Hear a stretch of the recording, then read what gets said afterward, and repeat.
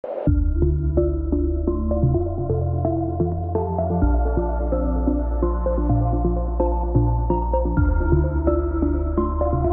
que ponto é que, quando nós aprendemos as palavras, quando as começamos a ouvir, até que ponto é que isso tem importância depois na forma como desenvolvemos a nossa leitura e a nossa escrita? Olá, Filipa Branco, bem-vinda à Sociedade Civil.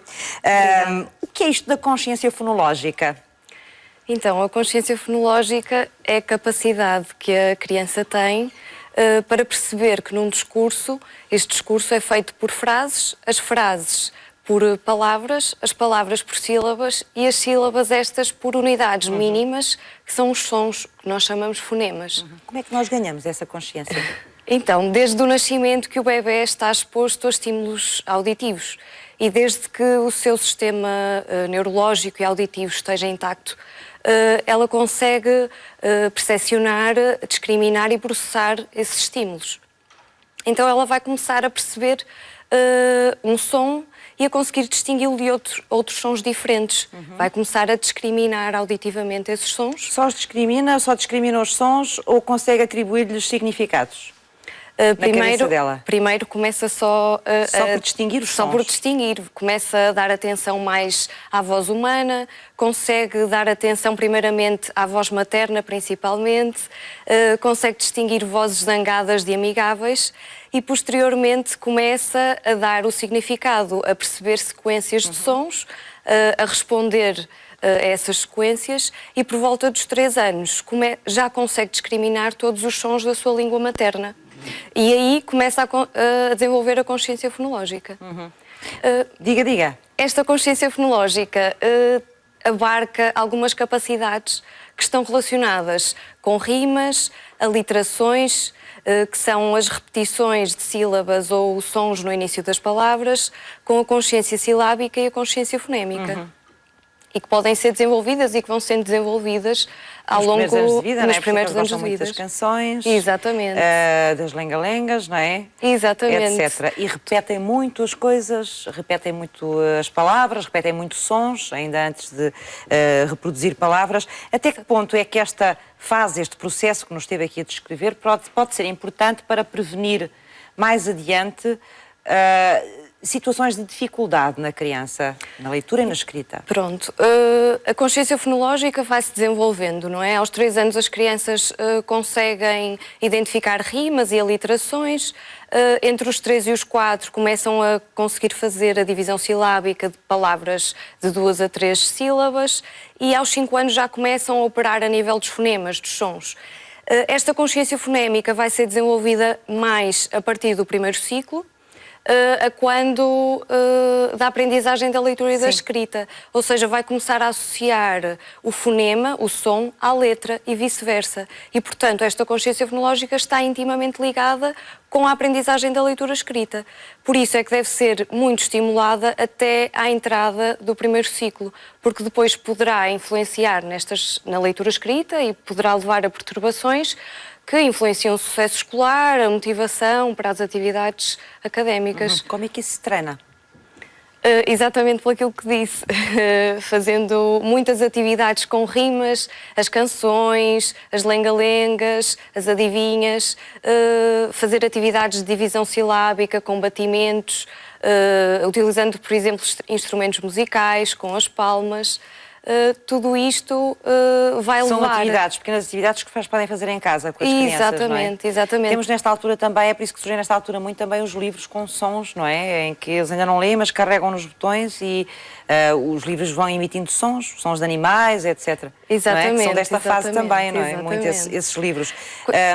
Os pais conseguem detectar se uma criança, ainda antes de ir para a escola, pode estar com alguma dificuldade nesta tomada de consciência ou não? Sim, há sinais de alerta, por exemplo, na idade pré-escolar, por exemplo, o atraso a nível da fala, algumas alterações na produção de sons,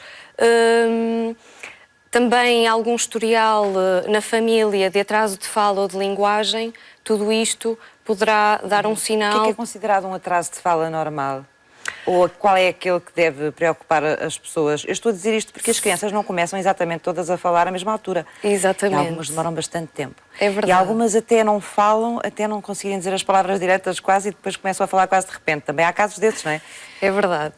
Pronto, isso está intimamente ligado com o desenvolvimento fonológico e cada som da nossa língua, da língua portuguesa, é adquirido em determinada fase ou determinada faixa etária. Por exemplo, os sons que nós chamamos oclusivas, que, te, pe, são todos até aos 3 anos já estão adquiridos. Outros que também preocupam muito os pais, como por exemplo o caso dos grupos consonânticos, pre, bre, tre, que são aqueles que são mais visíveis, mas só são adquiridos aos 5 anos e, portanto... E as crianças trocam os sons. Exatamente. Até lá trocam alguns, pelo menos os mais difíceis, não é? E devemos deixá-los trocar ou devemos corrigi-los, que é outra dúvida muitas vezes que as pessoas têm? Devemos dar o modelo correto. Mas não devemos também estar sempre a corrigir e a pedir para ela dizer, para a criança dizer corretamente em todo o discurso espontâneo dela, porque senão também pode se sente frustrada. Pode desmotivá-la isso também. Exatamente. E trocar sílabas de lugar também é normal, para além de ter dificuldade em dizer determinados sons? Por exemplo, começar por dizer isolador em vez de elevador? Sim, em palavras maiores... Não será muito preocupante, mas quando é o caso em que numa frase em todas as palavras isso acontece, já é caso para... Pode ser um sinal de alerta. Sim. Os pais devem, e como devem recorrer nestas circunstâncias, se sentirem de alguma forma que esse desenvolvimento não está a ser feito de uma forma natural? À partida devem procurar uma avaliação a nível de terapia da fala. Este alerta deve ser feito... um terapeuta da fala. Sim, um terapeuta vocês fazem da esse tipo fala. de avaliação de crianças assim tão pequenas? Sim. A partir dos 2 anos. E é fácil sempre detectar se há ali alguma dificuldade ou se é mesmo o ritmo de crescimento da criança? Tendo em conta o padrão de desenvolvimento normal e todas as características da criança, de linguagem e de motricidade orofacial, podemos avaliar se realmente está dentro do seu desenvolvimento normal ou se é algo patológico ou que mereça usam estimulação. em consultório outro tipo de avaliação diferente daquele que é feito em casa ou que pode ser feito em casa pelos pais? Sim, há baterias de avaliação específicas. Que conseguem fazer? Exatamente. Em crianças pequenas. Nomeadamente, no seu dia-a-dia, que tipo de trabalho é que faz com as crianças? É com crianças destas idades? Sim, pré-escolar e também idade escolar. Sim. E aparecem muitos pais preocupados com estas situações? Sim, cada vez mais e numa fase mais precoce. Não só encaminhados pelas educadoras, mas os próprios pais a terem essa preocupação. E lá está, como não têm percepção de qual o desenvolvimento normal, vêm à procura de uma resposta. Será que precisam de algum tipo de estimulação específica? Será que precisam de intervenção? Ou será que é normal? Sim. Não é? Quais são as situações mais complexas ou mais complicadas que podem acontecer nesta fase, nesta idade? A nível pré-escolar, sim, a nível do desenvolvimento, a nível de fala, esta parte da consciência fonológica, da alteração de não perceber bem quais são as sílabas que fazem parte do discurso, não conseguir fazer estes batimentos, a divisão silábica. É possível já nessa fase conseguir perceber se uma criança terá dislexia, por exemplo? Foi uma questão que falámos aqui, uma dificuldade que falámos aqui? É possível se a criança, ao fazermos uma avaliação a nível da consciência fonológica e tiver muitas alterações, pode ser preditivo de uma alteração de perturbação da leitura. E, portanto, é uma criança a acompanhar, não é? Sim. Filipa, muito obrigada por ter vindo à Sociedade Civil dar-nos toda esta informação. Estávamos a falar aqui de dislexia que vamos falar agora a seguir precisamente. Vamos conhecer a história do Luís Daniel. Ele teve este problema de aprendizagem. Vamos ver como é que ele tentou superar ao longo da vida escolar dele este problema.